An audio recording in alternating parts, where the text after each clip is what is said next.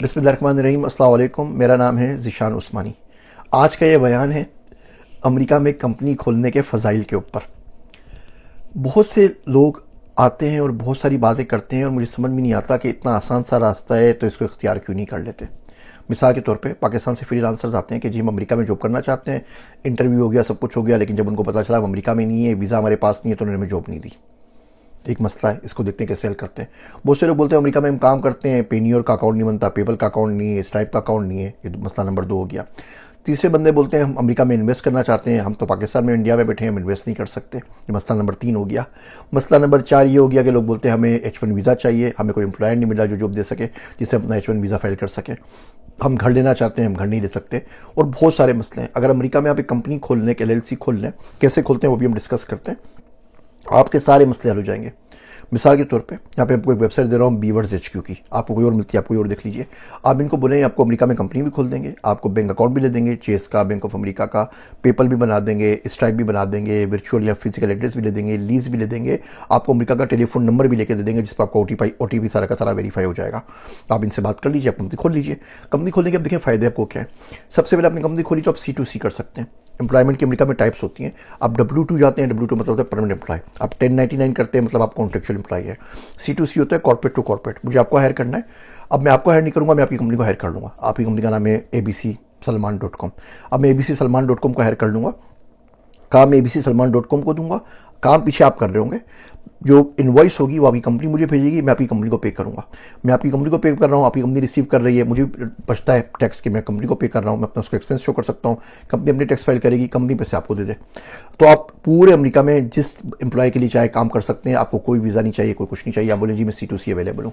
C2C कहते हैं corporate to corporate. आप जॉब सर्च कर लीजिए, दुनिया भर के लोग कर रहे हैं। टाटा कंसल्टिंग सर्विस वाले, इन्फोसिस वाले, सारे के सारे बच्चे C2C पे हायर करते हैं। अमेरिका में रह के भी आप ये काम कर सकते हैं अगर आपको जॉब स्ट्रेकिंग करनी हो।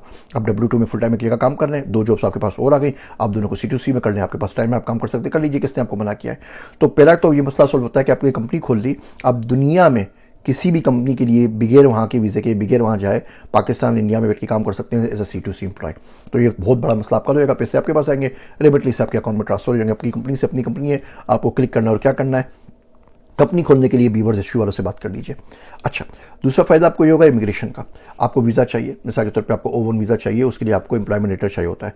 यहाँ पे भैया साहब आए, वो कह लगे कनाडा में मैंने $80,000 का एम्प्लॉयमेंट लेटर लिया, जो वीज़ा फिर भी नहीं मिला। $50,000 के अमेरिका में लोग वीज़ा लेटर शेयर कर रहे हैं ये एम्प्लॉयमेंट के लिए, जो कि फेक है। USCIS को पता चलेगा, इलीगल काम है, बिल्कुल भी नहीं करना चाहिए। आप पकड़े भी जाएंगे, जिसने दिया वही पकड़ा जाएगा। आपकी अपनी कंपनी तो आपको एम्प्लॉय रख सकती है ना। आपकी कंपनी खोलिए, आपको जावा आती है, आपको वेब डेवलपमेंट आती है, आपको एजेंटिक AI आती है, बोलेंगे जी हम इस बच्चे को हायर कर रहे हैं, CTO के तौर पे, CIO के तौर पे इसकी तनख्वाह होगी।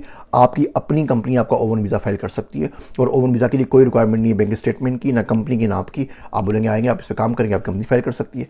आपकी कंपनी आपको H1 भी दे सकती है, आपको L1 वीज़ा दे सकती है, आपको NIW आपका फाइल कर सकती है, आपके लिए H1B फाइल कर सकती है, आपके लिए O1 फाइल कर सकती है, सारे E2 फाइल कर सकती है। E2 आप $60,000 का दिखा सकते हैं कंपनी में अकाउंट में, सिर्फ दिखाने देने किसी को नहीं, तो आप ट्रेड वीज़ा लेके यहाँ पे आ सकते हैं। इमिग्रेशन के बहुत सारे प्रॉब्लम आपकी कंपनी से सॉल्व हो जाते हैं। आप चाहे तो दुनिया में आप किसी भी कंपनी में इन्वेस्ट कर सकते हैं। वो VU वेंचर पार्टनर्स का शेयर करता रहता हूँ। अभी वो SpaceX का IPO हुआ है, हम लोगों ने शेयर्स दिए थे, बड़े सस्ते मिले थे, 13-14 रुपये का मिला था शेयर। अब खैर अभी तो 6 महीने का ब्लॉक है, उसके हम बेच सकते हैं, 130-135 का रेट चल रहा है। तो आपकी कंपनी उसमें इन्वेस्टमेंट कर सकती है। अमेरिका में कंपनी पूरी लीगल एंटिटी है, वो सारे काम कर सकती है। बंदा तो मर जाता है, कंपनी मरती भी नहीं है। तो आपको इनहेरिटेंस करनी है, आप चाहते हैं कि यही सारा आपके पास पैसा है और ये इस तरह बच्चों में, बीवी में, तमाम लोगों में डिस्ट्रीब्यूट हो जाए। तो आप कंपनी के शेयर्स उनको दे दीजिए। आप मर भी गए, कंपनी के शेयर्स हैं, उनको सारा का सारा पैसा मिलता रहेगा, और ज़्यादा टैक्स लायबिलिटी इसके ऊपर आपके पास नहीं आएगी, बिकॉज तमाम चीज़ें कंपनी ओन करती है। कंपनी ओन करती है, आप कंपनी से घर लेते हैं, अपने घर को कंपनी के नाम पे लें, अपने घर को अपने आप को रेंट कर दीजिए, वो आपका सारा टैक्स सारा का सारा बच जाएगा। अपने घर का एक कमरा ऑफिस बना लीजिए, उसका रेंट देने लग जाइए।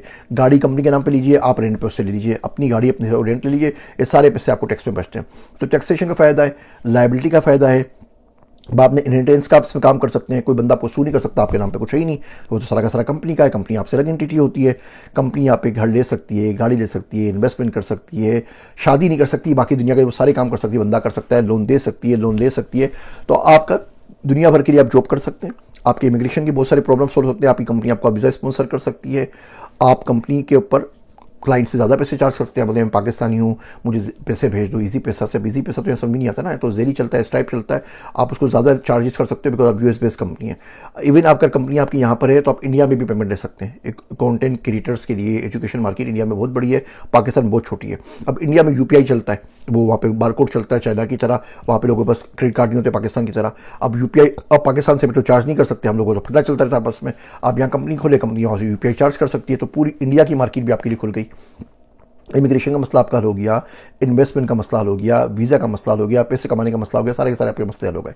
अब इन तमाम चीज़ों थोड़ी सी कॉस्ट लगती है। कंपनी खोलेंगे, रजिस्ट्रेशन कॉस्ट होगी, कंपनी की आपकी टैक्सेशन होगी। पाकिस्तान तो नहीं है कि टैक्स दिया नहीं दिया कोई फ़र्क नहीं पड़ता, यहाँ पे बहुत ज़्यादा फ़र्क पड़ता है, यहाँ पे जेल हो जाती है टैक्स नहीं दे तो वो पैसे आपका IRS आपके अकाउंट से निकाल के ले जाता है। तो इसमें जो खर्चा होगा वो करना है। तो अगर आप लाख 1.5 लाख कमा रहे हैं साल का, तो आपको कंपनी खोल लेनी चाहिए। आप लाख 1.5 लाख डॉलर भी नहीं कमा रहे साल का, तो कंपनी खोलेंगे, फिर कंपनी का थोड़ा सा महंगा अफेयर है। अगर आप नॉन रेजिडेंट हैं, आप एज आ फ्रीलांसर काम कर रहे हैं पाकिस्तानी, तो आपका 35% विदहोल्डिंग टैक्स है। आप वो अमेजोन पे PPL करें, आप डिजिटल मार्केटिंग का काम करें, आप कंटेंट क्रिएशन काम करें, 35% आपको टैक्स पड़ता है। कंपनी खोलती है, डिपेंड करता है किस स्टेट में, 12 से 15% टैक्स है, और उसमें आप तमाम भी एक्सपेंस शो कर सकते हैं, घर के, गाड़ी के, खाने पीने के, ट्रेवलिंग के, तो आपको टैक्स बहुत ज़्यादा बच जाता है। तो अगर आपको कंपनी पे 1,000-1,500 का खर्चा आ भी रहा है, तो भैया $36,000 आपको, $35,000 आपको साल के बच रहे हैं। लाख डॉलर भी आप कमाते हैं तो $35,000 आप टैक्स पे भी विदहोल्डिंग टैक्स देते हैं यहाँ पे अमेरिका में, वो सारे के सारे पैसे बच रहे हैं। अगर आप कंपनी खोलते हैं तो $1,000-2,000 कंपनी में जा रहे हैं, तो क्या प्रॉब्लम है, ये सारे के सारे आप काम कर सकते हैं। तो अगर आपने, और अपना आपकी अपनी ब्रांड भी बनती है। बहुत सारे लोग बोलते हैं जी हम बेरोजगार हैं, हमें जॉब नहीं मिल रही, ग्रेजुएशन किए हुए 4 साल हो गए, जिधर भी जाते हैं बोलते हैं तुम फ्रेशर हो। तो फ्रेशर ना हो ना, अपनी कंपनी बना के अपनी आपको जॉब दे दो। कंपनी खोलो abc.com में आप काम कर रहे हो, आप बोले जी अमेरिकन बेस्ड कंपनी में काम कर रहा हूँ। इस अमेरिकन बेस्ड कंपनी में दुनिया के 44 मुल्कों का आपको डिजिटल नोमाद वीज़ा मिल जाएगा। $2,000-2,500 का आप महीने के आ रहे हो, हर महीने आप स्टेटमेंट दिखा सकें 6 महीने की, ये कंपनी से पैसे हुए, आपके पैसे अकाउंट में आए। दुनिया के 44 मुल्कों का आप डिजिटल नोमाद वीज़ा आपको मिल जाता है। पाकिस्तान में टैक्सेशन ज़्यादा है, 10 लाख रुपये आप तो कमाते हैं तो 35% आपका टैक्स कट जाएगा। हाँ, अगर ये पैसे रेमिटेंस से आएंगे तो कोई टैक्स नहीं है। आपने क्लाइंट के लिए काम किया, क्लाइंट ने आपको अमेरिकन कंपनी को पैसे दिए, उसने आपको रेमिटली से पैसे भेज दिए, रेमिटेंस कर दिया, किसी भी जो रेमिटेंस प्लेटफॉर्म से पैसे भेजे, आपके ऊपर कोई टैक्स नहीं है। तो 10 लाख मिला, पूरा 10 लाख आपके पास आ जाता है। डॉलर में पैसे से रखते रहेंगे, वो इन्फ्लेशन से भी बचेगा। जो बहुत सारे रास्ते हैं दुबई के अंदर, जो आजकल हालात ख़राब है, पाकिस्तानियों को निकाला जा रहा है, जो भी उसके मसले हैं, या बाकी मिडिल ईस्ट के अंदर जो जंग चल रही है, तो उसके अंदर पैसा आपका कम से कम सेव रहेगा। तो उम्मीद करता हूँ ये कंपनी खोलने वाला काम ज़रूर करेंगे, कुछ नहीं तो अपना एक्सपीरियंस मिल जाएगा। लेकिन ये जब मेक सेंस करता है जब थोड़े पैसे लगा भी सके। फ्री में कोई काम नहीं होता, तो हम लोग बहुत सारी चीज़ें फ्री में चाहते हैं लेकिन फ्री में हो नहीं पाती। ये कंपनी की वेबसाइट दे रहा हूँ, बीवर्स HQ को, इनसे रब्ता करें, ये आपको कंपनी खोल भी देंगे, और कुछ नहीं तो आपको सीखने को मिल जाएगा कि कंपनी खोलते हैं उससे क्या क्या फ़ायदे होते हैं।